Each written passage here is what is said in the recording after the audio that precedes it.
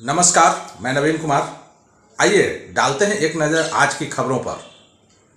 तैयार कर सभी पुलों का नियमित करें निरीक्षण, मुख्यमंत्री नीतीश कुमार। पथों और पुलों के रख रखाव की समीक्षा के दौरान मुख्यमंत्री ने अधिकारियों को दिए निर्देश। कहा कि पथ निर्माण विभाग की तरह शीघ्र मेंटेनेंस पॉलिसी तैयार करे ग्रामीण कार्य विभाग। साथ ही मुख्यमंत्री ने कहा कि सभी पुलों का नियमित निरीक्षण करने के साथ पुलों के रख रखाव को लेकर अधिकारी सतर्क रहें। कार्यों में किसी प्रकार की शिथिलता बरतने पर जिम्मेदार लोगों पर कड़ी कार्रवाई होगी। के पाठक को मिली नई पोस्टिंग, राजस्व विभाग में नहीं किया था ज्वाइन। आईएएस के पाठक को एक बार फिर से नई पोस्टिंग दी गई है। इससे पहले शिक्षा विभाग से उनका तबादला राजस्व विभाग में किया गया था, लेकिन वहां उन्होंने पदभार ग्रहण नहीं किया था। बता दें कि के पाठक को अब नई पोस्टिंग दी गई है। राजस्व परिषद के अध्यक्ष सह सदस्य बनाए गए हैं। इसके अलावा वे विभाग के महानिदेशक का अतिरिक्त प्रभार भी संभालते रहेंगे। हालांकि इसे लेकर विपक्षी दल भी हमलावर थे कि आखिर क्या वजह है कि मुख्यमंत्री नीतीश कुमार के आदेश के बाद भी के पाठक राजस्व विभाग नहीं गए हैं।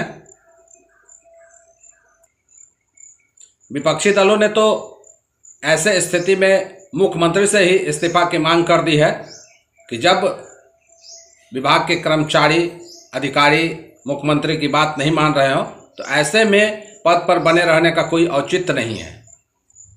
फिलहाल अवकाश से लौटने के बाद के पाठक को नए पद पर योगदान देने के लिए कहा गया है। अब देखना है कि इस नए पद पर के पाठक योगदान करते हैं या नहीं। यूपी हाथरस वाले भोले बाबा का खुला काला चिट्ठा, शराब से लेकर शबाब तक के हैं आदि। चश्मदीद ने खोली पोल। हाथरस में भोले बाबा की काला चिट्ठा जब खुली, वहाँ रहने वाले रंजीत सिंह नाम के एक चश्मदीद ने चौंकाने वाले खुलासे किए हैं, जिसमें बताया कि बाबा के पास कोई विशेष शक्ति नहीं है।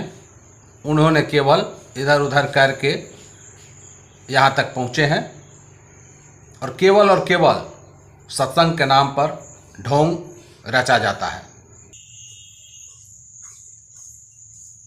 उन्होंने आगे बताया कि बाबा नशे और लड़कियों का आदी है। ये बाबा नहीं बल्कि पाखंडी बाबा हैं।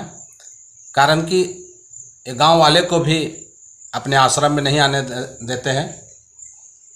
कारण कि जानते हैं कि गांव वाले के आने के कारण हमारा सारा भेद खुल जाएगा। बिहार में फिर 5 पुलिया धराशायी।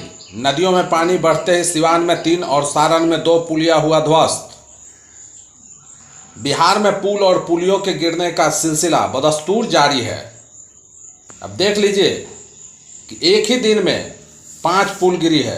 बिहार के सिवान के महाराजगंज में 3 और सारण के लहलादपुर में 2 पुलिया ध्वस्त हो गई। बता दें कि सिवान जिले के महाराजगंज प्रखंड में धमई नदी पर देवरिया, तेवथा व टेघरा पंचायत में ध्वस्त हुई पुलिया लगभग 40 साल पुरानी थी। वहीं सारण के लहलादपुर में गंडकी नदी पर बनी पुलिया ध्वस्त हो गई, जिससे 24 गांवों का प्रखंड मुख्यालय से संपर्क टूट गया है। लोगों का आरोप है कि सफाई के दौरान मिट्टी कटने के कारण ऐसी घटना घटी है। रिहंद जलाशय के पानी की हर दिन अब की जाएगी निगरानी। बिहार की कड़ी आपत्ति के बाद उत्तर प्रदेश के रिहंद जलाशय के पानी की दैनिक निगरानी अब प्रतिदिन की जाएगी। इसकी दैनिक रिपोर्ट बिहार के साथ साथ केंद्रीय जल आयोग को भी भेजी जाएगी। इस रिपोर्ट के आधार पर दिल्ली में भी रिहंद जलाशय पर नज़र रखी जाएगी। बता दें कि केंद्रीय जल आयोग के बैठक में यह तय हुआ कि जलाशय में पानी की उपलब्धता की जानकारी हर रोज़ बिहार को भी देनी होगी। दरअसल बिहार ने रिहंद जलाशय से कोटे के अनुसार पानी नहीं मिलने की शिकायत की थी। शिक्षा विभाग के अपर मुख्य सचिव एस सिद्धार्थ ने 8 पन्नों का जारी किया निर्देश। 1 माह के बाद करेंगे निरीक्षण, अनियमितता पाए जाने पर होगी कार्रवाई।